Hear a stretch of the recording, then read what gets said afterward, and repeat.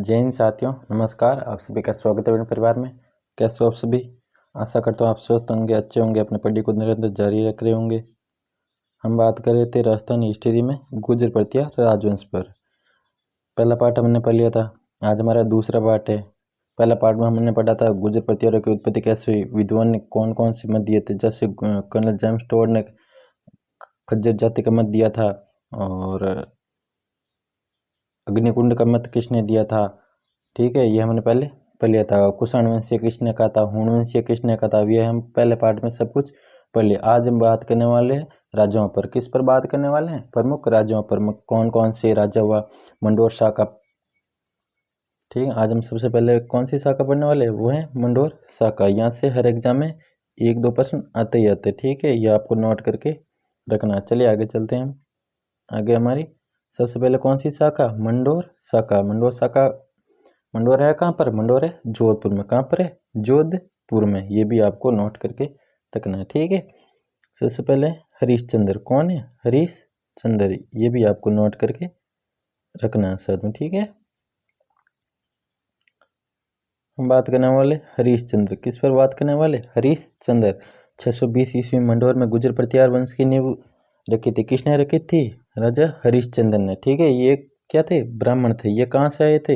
ये गुजरात से, जिसे प्राचीन काल में क्या कहा जाता था? गुजरात प्रदेश। क्या कहा जाता था? गुजरात प्रदेश। गुजरात प्रदेश से सीधा कहाँ पर आए थे? ये हमने कल बात कर ली थी, लेकिन मैं आपको और बता रहा हूँ। गुजरात से सीधा कहाँ पर आए थे? मंडोर आए थे। कहाँ पर आए थे? मंडोर। ठीक है, ये आपको नोट करके रखना है। ठीक है, कहाँ पर आए थे? सीधा मंडोर। और मंडोर में आकर 620 ईस्वी में किस वंश की नींव रखी थी? गुर्जर प्रतिहार वंश की नींव रखी थी। सीधा प्रश्न आ सकता है, आपको नोट करके रखना है। ठीक है, इसे प्रतिहारों का क्या कहा जाता है? इसे प्रतिहारों का संस्थापक कहा जाता है, आदि पुरुष कहा जाता है, मूल पुरुष कहा जाता है। सीधा प्रश्न आ सकता है एग्जाम में। प्रतिहारों का संस्थापक, आदि पुरुष या मूल पुरुष किसे कहते हैं? तो क्या करके आना? पर हरीशचंद्र को करके आना। किसे करके आना? हरीशचंद्र को। ठीक है, इसे क्या कहा जाता है? इसे रोहिलाद्री भी कहते हैं। किसे कहते हैं? रोहिलाद्री। तो क्या करके आना? हरीशचंद्र को करके आना। ठीक है, ये भी आपको नोट करके रखना है। सीधा प्रश्न आ सकता है। रोहिलाद्री के नाम से किसे जाना जाता है? तो किसे जाना जाता है? हरीशचंद्र को जाना जाता है। ये भी आपको नोट करके रखना है सीधा। ठीक है, सीधा एग्जाम प्रश्न आ सकता है, चाहे कोई सा भी एग्जाम हो। ठीक है, और अभी तो रीट और बीटीसी का एग्जाम है, तो उनमें तो यहाँ से प्रश्न एक आएगा, देख लेना आप। चलिए आगे चलते हैं हम। अगले हरिश्चंद्र की पत्नियां। हरिश्चंद्र की 2 पत्नियां थी। कितनी पत्नियां थी? 2 पत्नियां थी। किन की? 2 पत्नियां कौन कौन सी थी वो भी देख लीजिए। एक तो थी भद्रावती। कौन सी थी? भद्रावती। और एक कौन सी थी? ताराबाई। कौन थी? ताराबाई। भद्रावती के कितने पुत्र हुए थे? भद्रावती के 4 पुत्र हुए थे। कौन कौन से, वो भी आप देख लीजिए एक बार। भद्रावती के 4 पुत्र कौन कौन से? 1 मिनट, मैं थोड़ा सा ऊपर ले लेता हूँ, फिर लिखते हैं। चलिए, भद्रावती के 4 पुत्र हुए थे। कितने हुए थे? 4 पुत्र हुए थे। पहला कौन सा? भोग भट्ट। कौन सा है? भोग भट्ट। ठीक है, दूसरा कौन सा? दूसरा है कक्क। कौन सा है? दूसरा है कक्क। ठीक है, और तीसरा कौन सा? तीसरा है रजिल। कौन सा है? रजिल। और चौथा कौन सा? चौथा है दह। ठीक है, ये आपको नोट करके रखना है। ठीक है, सीधा प्रश्न आ सकता है। और ताराबाई ये ब्राह्मण महिला थी। कौन थी? ब्राह्मण महिला थी। इसका ज़्यादा उल्लेख नहीं मिलता है, फिर भी काफ़ी किताबों में इसका उल्लेख मिलता है ताराबाई का। ठीक है, तो इसका पुत्र कौन था? इसका पुत्र था राहुल। कौन था? राहुल, जो कहाँ पर चला गया? जो मंडोर छोड़कर कहाँ चला गया? काशी चला गया। कहाँ चला गया? काशी चला गया। प्रश्न ऐसा भी आ सकता है, राहुल मंडोर छोड़कर कहाँ चला गया? काशी चला गया। तो वो किसका पुत्र था? ताराबाई का पुत्र था। और हरिश्चंद्र की जैसे ये मंडोर में आया, मंडोर में गुर्जर प्रतिहार की नींव रखी थी, तो इसने 2 शादी की। कितनी शादी की? 2 शादी। एक किससे की? भद्रावती, जो क्या क्षत्रिय महिला थी। और दूसरी कौन सी? ताराबाई, जो कौन थी? ब्राह्मण महिला थी। भद्रावती के कितने पुत्र हुए थे? इसके 4 पुत्र हुए थे। कितने हुए थे? 4। कौन कौन से? भोगभट, कक, रजिल और दह। और ताराबाई के राहुल हुआ था। ये आपको नोट करके रखना है साथ में। ठीक है, चलिए आगे चलते हैं हम। अगले हैं हमारे रजिल। कौन है? रजिल। ठीक है, ये भी आपको नोट करके रखना है। ये कहा जाता हरिश्चंद्र का तीसरा पुत्र था। कौन सा पुत्र था? तीसरा पुत्र था। किसका? हरिश्चंद्र का। ये भी आपको नोट करके रखना है साथ में, ठीक है। इनके दरबारी कौन थे? नरहरि। नरहरि ने क्या उपाधि दी? राजा की उपाधि दी। क्या दी? राजा की उपाधि दी। किसने दी? प्रश्न ऐसा भी आ सकता है, रजिल को राजा की उपाधि किसने दी? तो क्या करके आना, नरहरि ने दी थी। किसने दी थी? नरहरि ने दी। कौन सी उपाधि दी? तो वो दी राजा की उपाधि दी। ये भी आपको नोट करके रखना है, ठीक है। चलिए आगे चलते हैं। अगले हरिश्चंद्र के बाद 560 ईस्वी के लगभग प्रतिहारों की वंशावली शुरू होती है। कब से होती है? 560 ईस्वी के लगभग, ठीक है। ये भी आपको नोट करके रखना है। ये आप लाइन कट कर देना, ठीक है। ये सही नहीं है, थोड़ी सी इसमें मिस्टेक है, ठीक है। आप वापस टेलीग्राम में डाल दूंगा वापस, ठीक है। अगले हमारे रोहिस्कूप नामक स्थान पर रजिल ने महामंडेश्वर मंदिर का निर्माण करवाया। सीधा प्रश्न आ सकता है, महामंडेश्वर मंदिर का निर्माण किसने करवाया था? तो रजिल ने करवाया था। कहाँ पर करवाया? रोहिस्कूप नामक स्थान पर। कौन से? रोहिस्कूप नामक स्थान पर। ये आपको नोट करके रखना है, ठीक है। कहा जाता है मतलब रजिल, भोगभट और ककदेह ने चारों ने मिलकर मंडोर को जीता था, और इस मंडोर को क्या बनी थी? राजधानी बनी थी। मंडोर का प्राचीन नाम क्या था?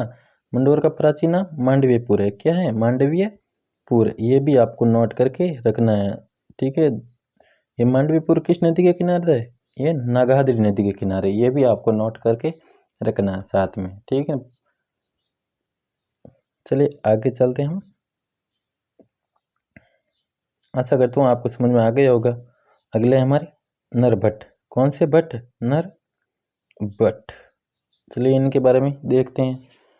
हेमन सॉन्ग ने इनके लिए पेलो पेली शब्द का प्रयोग किया। किस शब्द का प्रयोग किया? पेलो पेलो पिल्ली, ठीक है। जिसका अर्थ क्या होता है? जिसका अर्थ होता है शक्तिशाली। क्या होता है? शक्तिशाली। ये भी आपको साथ में नोट करके रखना है, ठीक है। आगे चले। ये नरभट्ट है ना, ये किसका उत्तराधिकारी था? ये रजिल का उत्तराधिकारी था। किसका उत्तराधिकारी था? मैं एक भी नोट कर लेता हूँ। ये रजिल का क्या था? उत्तराधिकारी, ठीक है ना। रजिल का उत्तराधिकारी कौन था? सीधा प्रश्न आ सकता है, रजिल का उत्तराधिकारी कौन था? तो क्या करके आना है? नरभट्ट करके आना है, उत्तराधिकारी, ठीक है। ये आपको नोट करके रख लेना है साथ में, ठीक है। इसने पिल्लीपणी की उपाधि धारण की थी। सीधा प्रश्न आ सकता है, ठीक है। पिल्लीपणी की उपाधि धारण किसने की? तो क्या करके आना? नरभट्ट को करके आना है, ठीक है। दोनों देख लो ना। पेलो पेलोपल्ली शब्द किसने दिया था? हेनसोंग ने इसके लिए प्रयोग किया था, और पिल्लीपणी इसने उपाधि धारण की थी, ठीक है। इसने विष्णु मंदिर का भी निर्माण करवाया। सीधा प्रश्न आ सकता है, ठीक है। किसने विष्णु मंदिर का निर्माण कराया? कहाँ पर करवाया था? तो वो करवाया था रोहिस्कूप नामक स्थान पर। कहाँ पर? रोहिस्कूप नामक स्थान पर, ठीक है। ये रोहिस्कूप नामक स्थान है कहाँ पर? ये है जोधपुर में, ठीक है। ये आपको नोट करके रखना है, ठीक है। सीधा प्रश्न यहीं से आ सकता है। चलिए आगे चलते हैं हम। अगर इसकी पीडीएफ चाहिए आपको, ठीक है, तो आप टेलीग्राम चैनल ज्वाइन कर लेना, जीके बाई रिस्की के नाम से, ठीक है। जो भी नोट्स वगैरह हैं वो आपको सभी इसी चैनल पर मिलेंगे, जीके बाई रिस्की के नाम से, ठीक है। ये आप अभी जाकर ज्वाइन कर लेना, ठीक है। चलिए आगे चलते हैं हम। अगले हमारे कौन? नागभट्ट। कौन है? नागभट्ट, ठीक है। कहा जाता है ये रजिल का क्या था? पोता था। क्या था? ये रजिल का, ये क्या था? रजिल का पोता था। ये भी आपको नोट करके रखना है, ठीक है। ये क्या था? रजिल का पोता था, ठीक है। क्या था? पोता था, ठीक है। कहा जाता है ये नागभट्ट है ना, ये महत्वाकांक्षी शासक था एक। इसने मतलब साम्राज्य विस्तार भी किया था काफी, ठीक है। ये भी आपको नोट करके रखना है। इसने मेड़ता को भी क्या बनी थी? राजधानी बनी थी। फिर भीनमाल को भी इसने राजधानी बनी थी। यहीं से आप ज्यादातर कंफ्यूज होते हो, ठीक है। हर विद्यार्थी यहीं से कंफ्यूज होता है, क्योंकि ये ऐसा टॉपिक है जहाँ से हर व्यक्ति कंफ्यूज हो ही जाता है। क्या कि नागभट्ट था तो मंडोर में, लेकिन ये भीनमाल कैसे चला गया, कहाँ चला गया, भीनमाल कैसे चला गया, यहीं से थोड़ा बहुत परिवर्तन होता है। अगर आपने यहीं से समझ लिया तो आपको पूरा टॉपिक पढ़ने में कोई प्रॉब्लम नहीं होगी। ठीक है, चलिए आगे चलते हैं। हम पढ़ रहे थे नागभट्ट प्रथम। कौन से पढ़ रहे थे, नागभट्ट प्रथम। मैं जूम कर देता हूँ। एक महत्वाकांक्षी शासक था, कौन था महत्वाकांक्षी शासक, तो नागभट्ट प्रथम। ये भी आपको नोट करके रखना है। नागभट्ट प्रथम ने साम्राज्य विस्तार किया था, किया था साम्राज्य विस्तार। किसने किया था, नागभट्ट प्रथम ने। ठीक है, ये भी आपको नोट करके रखना है। ठीक है,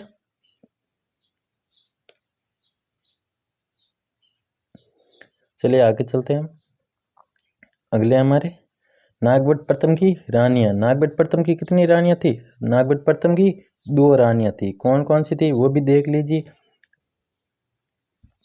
सॉरी, एक पत्नी थी रजिला। कौन थी, रजिला थी। इसके 2 पुत्र थे, एक तो था तत् और एक था भोज। कौन कौन से थे, नागभट्ट की 2 एक पत्नी थी। कौन सी थी, रजिला थी और इसके 2 पुत्र हुए थे। कौन, एक तत् हुआ और एक भोज हुआ था। तत् ने राज्य छोड़कर साम्राज्य अपने भाई भोज को दे दिया। ठीक है, और भोज को देकर खुद क्या बन गए, साधु या संत बन गए। इन्होंने कहा दे भाई मैं तो शासन करने वाला नहीं हूँ, मेरे से ये शासन नहीं संभलेगा, आप करो शासन, मैं तो साधु या वैराग्य जीवन व्यतीत करूंगा, हम तो बस पहाड़ों में जाएंगे।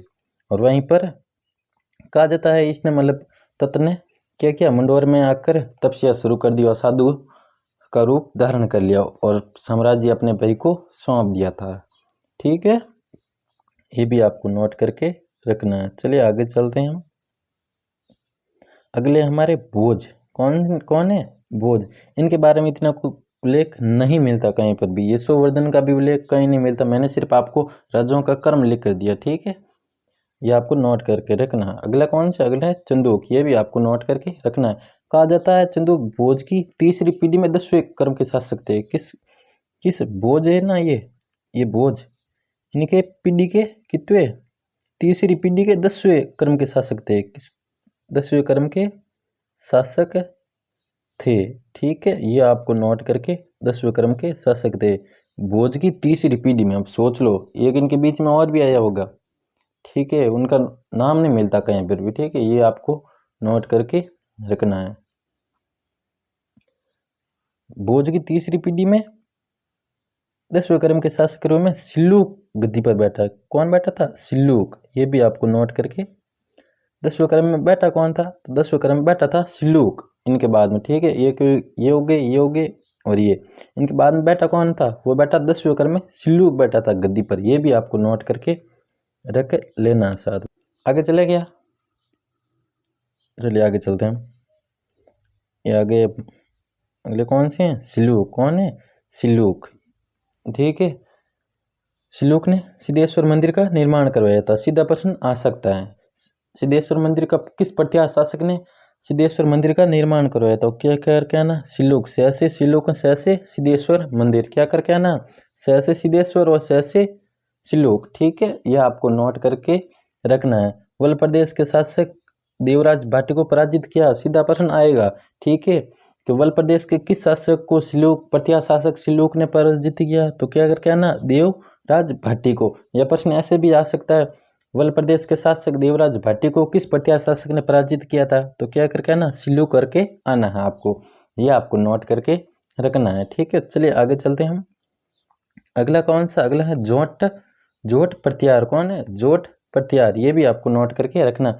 एकमात्र प्रत्यार शासक जो क्या था, वीणा वादक था। ये आपको नोट करके रखना, सही दिए पेपर में आ सकता है प्रश्न। ठीक है, कौन था, वीणा वादक था। कौन था, जोट प्रतिहार। ये आपको वीणा वादक, ये आपको नोट करके रखने वाली बात है। ठीक है, एक बार पढ़ लेना, इससे बाहर आप कुछ भी नहीं है एग्जाम में, देख लेना। अगले कौन से हैं, अगले हैं हमारे भिलादित्य। कौन है, भिलादित्य। कहा जाता है ये अपना राज्य छोड़कर कहाँ चले गए, हरिद्वार चले गए। कहाँ चले गए, हरिद्वार चले गए। ये भी आपको नोट करके रख लेना। ये इतनी मस्त तो नहीं है, लेकिन फिर भी आप अगर नोट बना रहे हो ना तो इसमें साथ में लिख देना। ठीक है ना, ये अपने राज्य छोड़कर कहाँ चले गए, हरिद्वार चले गए और यहीं पर इनकी क्या हो गई थी, मृत्यु हो गई थी। प्रश्न आ सकता है, एग्जाम वाला है वो तो एग्जामिनर कैसे भी प्रश्न पूछ सकता है, ठीक है ना। किस प्रतिहार शासक की मृत्यु हरिद्वार में हुई थी? या बिलादित्य ने अपना राज्य छोड़कर कहाँ चले गए? तो कहाँ चले गए? हरिद्वार चले गए और यहीं पर इनकी क्या हो गई थी? मृत्यु हो गई थी। ये भी आपको नोट करके रखना है। चलिए आगे चलते हैं हम। अगले कौन से? अगले हमारे कक। कौन है? कक, ठीक है ना। कक ने धर्मपाल के विरुद्ध युद्ध में भाग लिया था। सीधा प्रश्न आ सकता है, किस प्रतिहार शासक ने धर्मपाल के विरुद्ध युद्ध में भाग लिया था? तो किसने लिया था? वो लिया था कक ने। किसने लिया था? कक ने लिया था। ये भी आपको नोट करके रखना है, ठीक है। मुंगेर के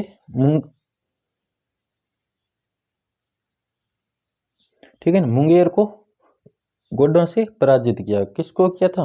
गोडों को, ठीक है। ब्राह्मण थे ये भी, इनको भी पराजित किया मुंगेर के। ये को नहीं है, यहाँ के है, ठीक है।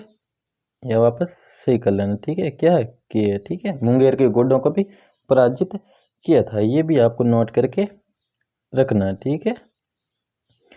कक्की कितनी रानियां थी? कक्की 2 रानियां थी। पहली कौन सी थी? पहली थी दुर्लभ देवी, और दूसरी ने कौन सी थी? वो थी पद्मिनी। कौन सी थी? पद्मिनी। ये पद्मिनी वह नहीं है हिरमन तोता वाली, ये वो पद्मिनी नहीं है, ये अलग पद्मिनी। ये किनकी? राजा कक की पत्नी है। किसकी है?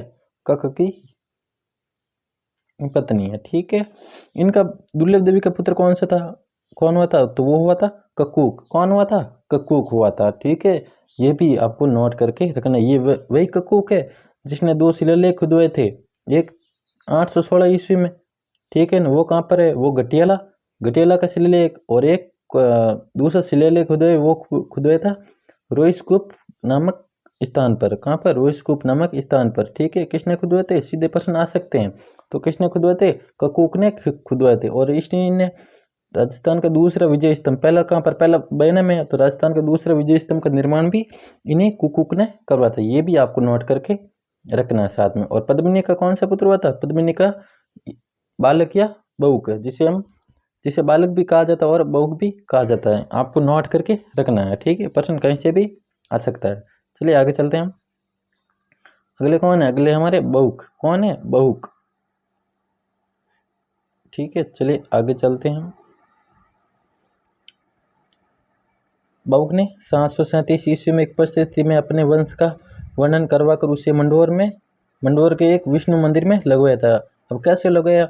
सपोज मानो ये हो गया कोई मंदिर, क्या हो गया था? ये कोई मंदिर हो गया, ठीक है। और इस मंदिर के यहाँ पर इसने ये प्रशस्ति लगा दी, ठीक है। क्या लगा दी? प्रशस्ति, ठीक है। ये ऐसे ये प्रशस्ति लगी हुई है। ये कोई विष्णु जी का मंदिर है, ठीक है। कहाँ पर? मंडोर में। ये भी विष्णु जी का मंदिर हो गया, और यहाँ पर इस प्रशस्ति को लगवा दिया। सीधा प्रश्न आ सकता है, ये प्रशस्ति कब की है? तो ये प्रशस्ति 837 ईस्वी की थी, ठीक है। ये भी आपको नोट करके रखना है, ठीक है। चलिए आगे चलते हैं। वर्तमान में इस प्रशस्ति को मेहरानगढ़ दुर्ग में रखवाया गया है। कहाँ रखवाया गया? मेहरानगढ़ दुर्ग, जहाँ कहाँ पर? चिड़ियाटूक पहाड़ी पर। जिसका निर्माण किसने करवाया? जिसका निर्माण राव जोधा ने करवाया था। कब करवाया? 1459 में। किसके आशीर्वाद से? करणी माता के आशीर्वाद से, ठीक है। जहाँ पर क्या रखी? बिच्छू बाण, गजनी खां, ये सभी तोपें मेहरानगढ़ दुर्ग में रखी गई, ठीक है। ये भी आपको नोट करके रखना है, ठीक है। चलिए आगे चलते हैं। इस परिस्थिति में मंडोर पर मयूर राजा के आक्रमण की भी जानकारी मिलती है। सीधा प्रश्न आ सकता है, किस परिस्थिति में मंडोर पर मयूर राजा के आक्रमण की जानकारी मिलती है? ठीक है, तो कौन सी? बहू के द्वारा लिखी गई प्रशस्ति में मिलता है, ठीक है। ये भी आपको नोट करके रखना है, ठीक है। प्रश्न यहाँ से ही आएंगे, ठीक है। चलिए आगे चलते हैं। वैसे तो किताबें भरी पड़ी है, ठीक है, देख लेना, लेकिन जो चीज़ एग्जाम आने वाली है वही सिर्फ चीज़ करवा रहा है। ऐसे तो किताबें भरी पड़ी है, कितना भी पढ़ो आप, ठीक है। ककूक ने 2 शिलालेख का उत्कीर्ण करवाया। किसने करवाया था? तो किसने करवाया था? वो करवाया था ककूक ने। किसने करवाया था? ककूक ने करवाया था। ये भी आपको नोट करके रखना है। किसने करवाया था? ककूक ने करवाया था। पहला कौन सा? घटियाला का शिलालेख। ये लगभग 681 ईस्वी का। सीधा प्रश्न आ सकता है, 100% यहाँ से हर एग्जाम में प्रश्न आया और अब भी आएगा, ठीक है। क्या आएगा? या तो सीधा प्रश्न पूछ ले, घटियाला का विलय कब का है? तो कब का है? 861 ईस्वी का है। कब का है? 861 ईस्वी का है, ठीक है। ये भी आपको नोट कर। अगर प्रशस्ति वाला आ जाए, वो बहुक वाली प्रशस्ति, तो वो कब की है? वह 837 ईस्वी की, ये भी आपको नोट करके रख लेना है। ठीक है, तो घटियाला शिलालेख कब का है? वो 661 ईस्वी का है। कहाँ पर है? मंडोर में। ठीक है, ये भी आपको नोट करके रखना है, जिसे हम क्या कहते हैं? घटियाला का शिलालेख कहते हैं। इस शिलालेख में ककू को क्या बताया गया? दुष्टों को दंड देने वाला। क्या कहा गया इस घटियाला के शिलालेख में? ककू को दुष्टों को दंड देने वाला। सीधा प्रश्न आ सकता है, ककू को दुष्टों का दंड देने वाला किस शिलालेख में बताएगा? तो क्या करके आना? घटियाला का शिलालेख करके आना है। वीर तथा साहसी शासक कहा गया, किसे कहा गया? ककू को कहा गया। क्या कहा गया? वीर तथा साहसी। ठीक है, ये भी आपको नोट करके रखना है। ठीक है, और क्या कहा गया? न्यायप्रिय शासक कहा गया, क्योंकि लोगों के क्या करता था? लोगों में क्या था? प्रिय था, और लोगों का क्या करता? अच्छी तरह से न्याय करता था, इसलिए इसे क्या कहा गया? न्यायप्रिय शासक कहा गया। किसे कहा गया? तो वो ये किसे कहा गया? ककू को कहा गया। ये आपको नोट करके रखना है। ठीक है, आगे चलते हैं हम। आशा करता हूँ आपको समझ में आ गया होगा। अगला हमारे ककूक ने पहला शिलालेख तो कौन सा है? घटियाला का शिलालेख है, घटियाला का। ये भी आपने अभी देखा, ये वो कब का है? 861 ईस्वी का। कब का है? 861 ईस्वी का है। ठीक है, ये कहाँ पर? मंडोर में। इस और दूसरा कौन सा शिलालेख है? इस शिलालेख में ककू के क्षेत्र विस्तार का भी उल्लेख मिलता है। किसका? किसमें? घटियाला के शिलालेख में क्या मिलता है? ककू के क्षेत्र विस्तार का भी उल्लेख मिलता है। कहाँ का? ब्रह्मांड प्रदेश, शिव हो गया, गुजरात हो गया, वल हो गया, पचपदरा हो गए, मालानी हो गया, ये इनका क्षेत्र था ना। क्षेत्र विस्तार का भी उल्लेख मिलता है। किसमें मिलता है? घटियाला के शिलालेख में, जो कब का? 661 ईस्वी का। ये भी आपको नोट करके रखना है। ठीक है, चलिए आगे चलते हैं।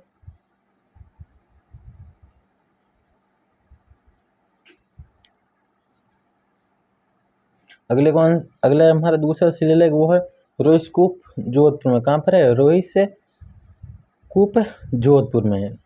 ठीक है, ये भी आपको नोट करके रखना है। ककूक ने मंडोर में राजस्थान के दूसरे विजय स्तंभ का निर्माण करवाया है। कुल राजस्थान में है कितने विजय स्तंभ? तो 5 विजय स्तंभ है। ठीक है, आपको कमेंट करके बताना है ये 500 विजय स्तंभ कहाँ पर है। पहला मैं बता देता हूँ, पहला कहाँ पर है? पहला बयाना भरतपुर में है। ठीक है, समुद्रगुप्त के समय का है। और दूसरा कहाँ पर? ककूक ने मंडोर में दूसरे विजय स्तंभ का निर्माण करवाया था। ये भी आपको नोट करके रखना है। साथ में प्रश्न यहीं से आएगा। आपको तो हर चीज़ ऐसे याद करके जानी है, एग्जाम में कहीं से प्रश्न बनाए, आपको कोई टेंशन नहीं हो। बस एग्जाम में आराम से बैठना, बस मेरे को जो आ रहा मैं करके जाऊंगा। ठीक है, चलिए आगे चलते हैं। आशा करता हूँ आपको समझ में आ गया होगा। अगर नहीं भी आया तो एक बार आप ये क्लास वापस देख लेना, आपको अच्छी तरह से समझ आ जाएगा। ठीक है, अगला कौन है? इंद्रजीत प्रत्यार, जिसे हम क्या कहते हैं? इंदा भी कहते हैं। क्या कहते हैं? इंदा भी कहा जाता है। ठीक, इंद्रजीत प्रत्यार ये मंडोर शाखा का अंतिम शासक था। सीधा प्रश्न आ सकता है, सीधा प्रश्न आ सकता है।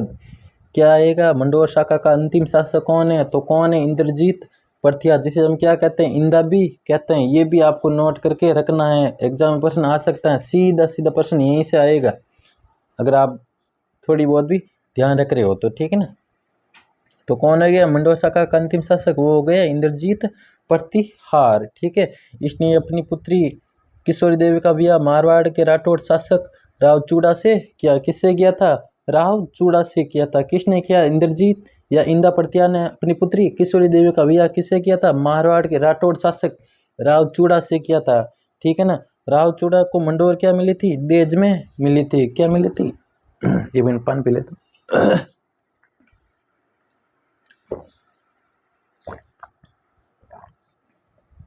आगे चलिए। कहा जाता राव चूड़ा को मंडोर क्या मिली थी? देज में मिली थी। तो उस समय वो कहावत भी हुई थी, इंदारो एहसान कम दज कदे ना भूल जे।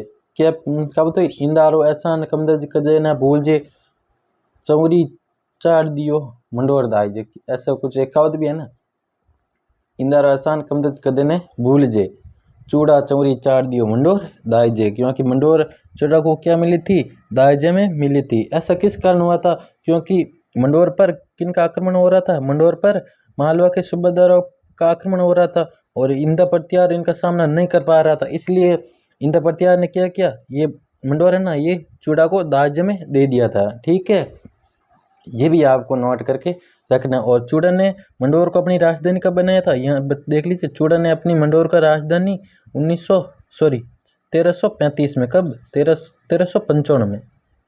पता नहीं आज क्या हो गए, मैं वापस लिख देता हूँ, 1 मिनट।